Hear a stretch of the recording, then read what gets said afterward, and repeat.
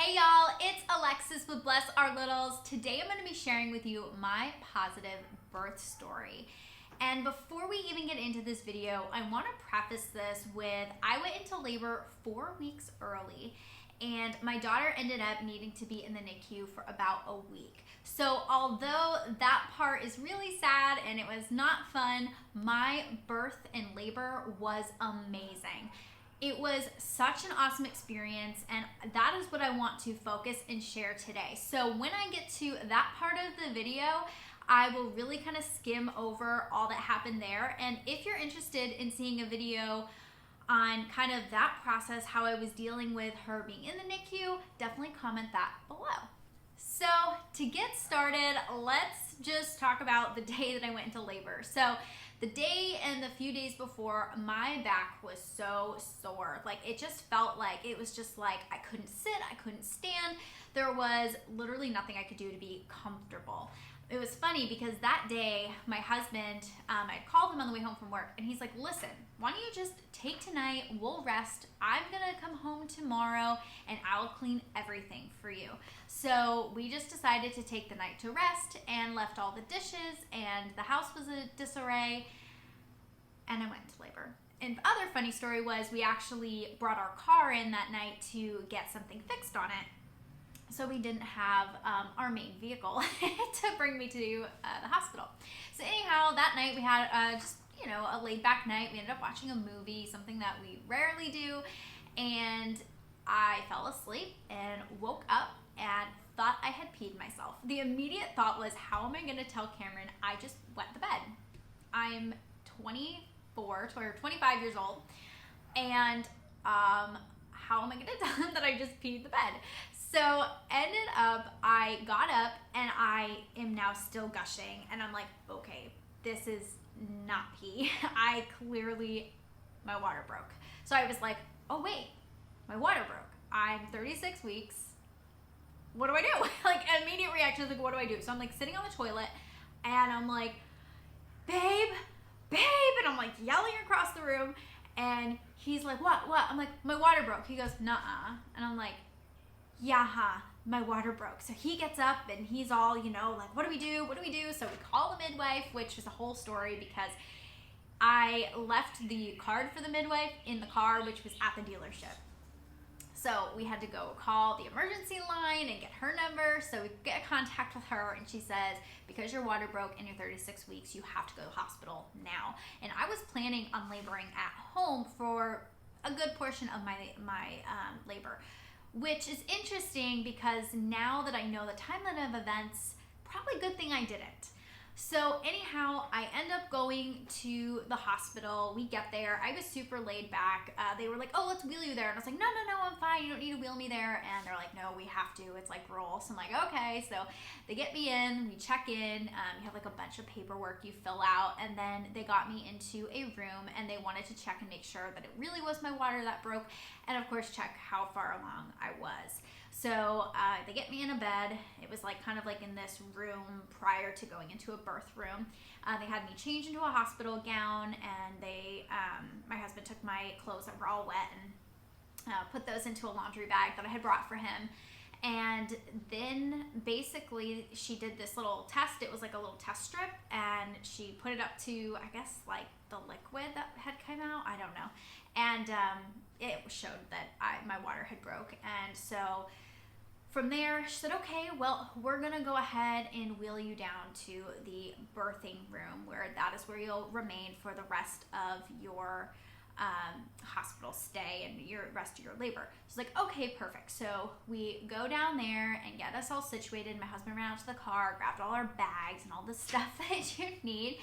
And from there, they had me sit in the bed and they just started hooking me up with different IVs and stuff. The reason why I had to have antibiotics was because I had not had my GBS test yet and they didn't know whether or not I had, would have tested positive. And so just to err on the side of caution, they decided to do that. So I was on antibiotics the whole time and I had IV fluids running.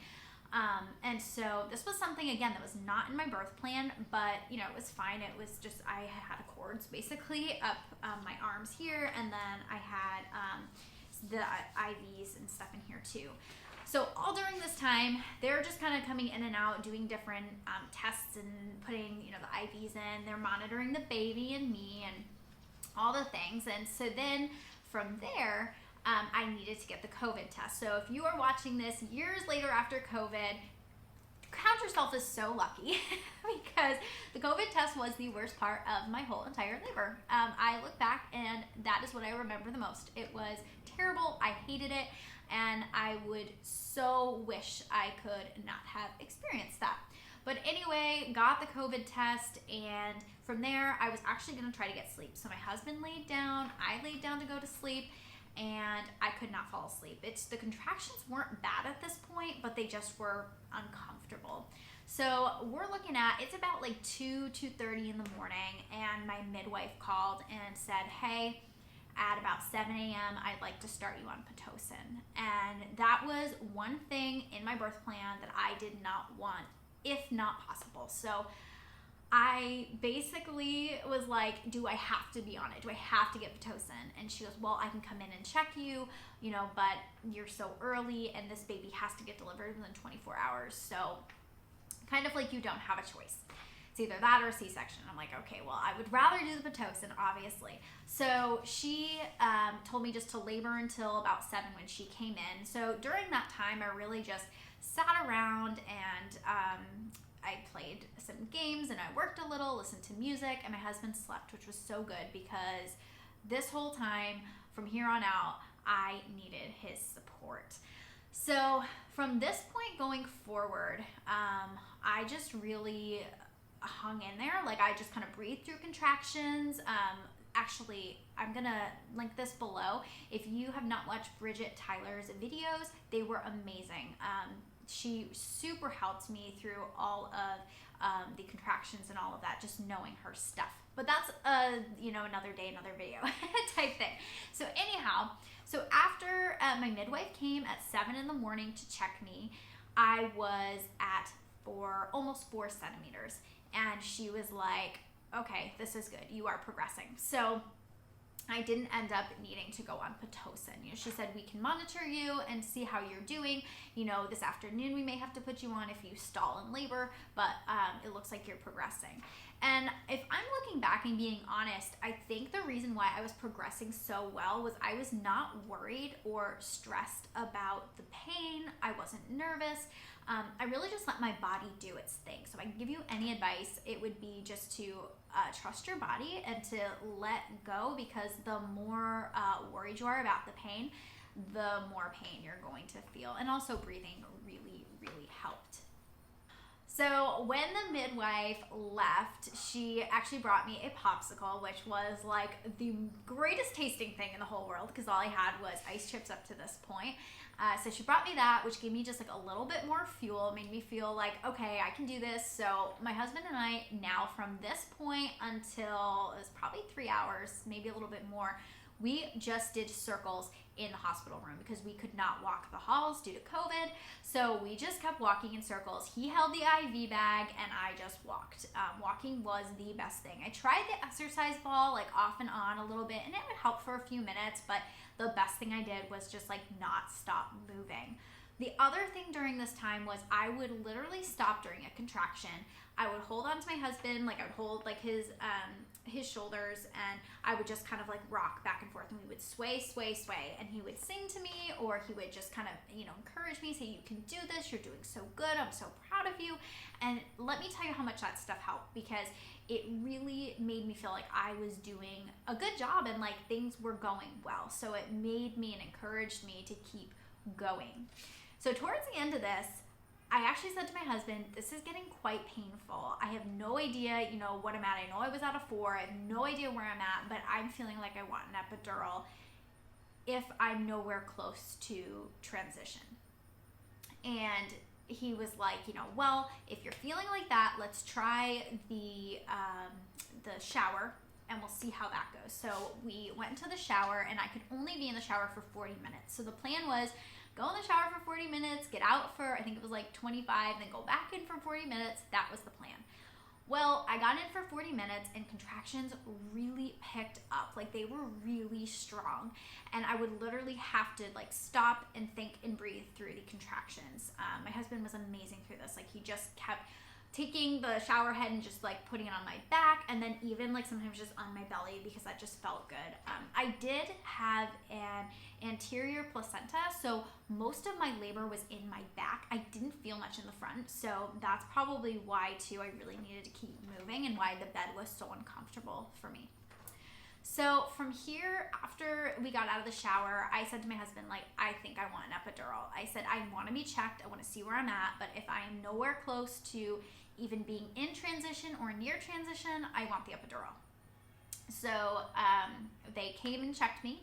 And at this point, I was 7 centimeters. And so I was like, okay, I can do this. Like, we can keep going. So from this point, I don't remember a lot. This is where like things get really fuzzy. I remember that we kind of tried walking again and that didn't work. We tried birth ball, we tried sitting on the bed, we tried a bunch of different things and nothing really felt like it was working. And several times in there, I started asking for an epidural, and my husband knew this meant I was in transition, and so he was like, you can do this. He kept pushing me, and I'm so glad he did because I was able to not have the epidural. So after trying a whole bunch of different things, nothing worked. My husband remembered from a birth course that we watched, which I'll link below. We did Mama Natural's birth course. From that, I learned a little bit about doing hands and knees. So he was like, why don't we try this? I think this could really work. So he got me up on the bed, put the birth ball on the bed, and I was kind of leaning over it and just kind of like rocking back and forth.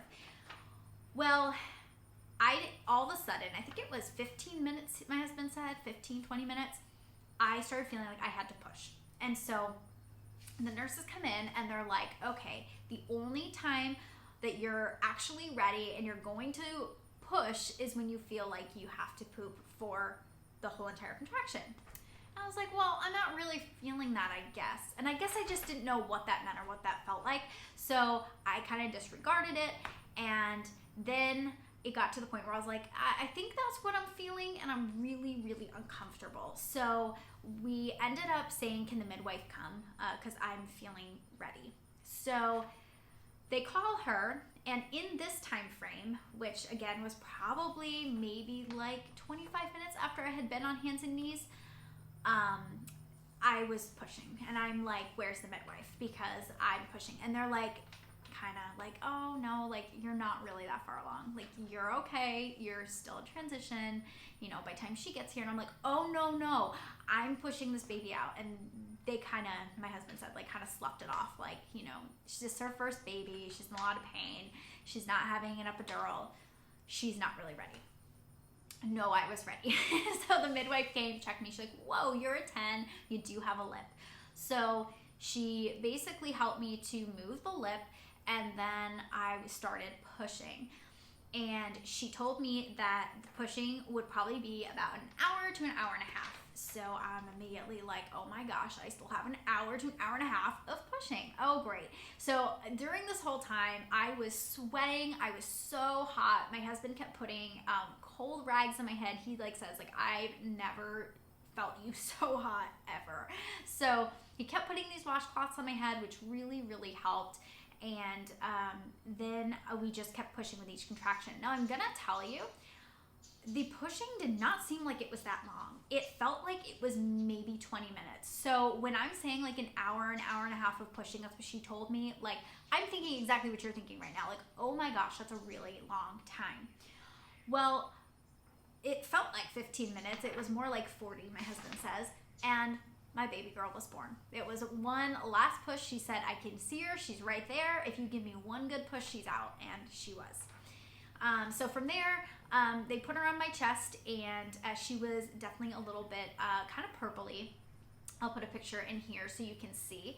And it was scary seeing her like that. I was like, oh, okay. You know, I knew babies could be like that, so I didn't really think much of it. And then the pediatrician came and took her off my chest after my husband cut her cord. And then, you know, they had all those things that they were dealing with her for being early. So from this point, I don't remember anything.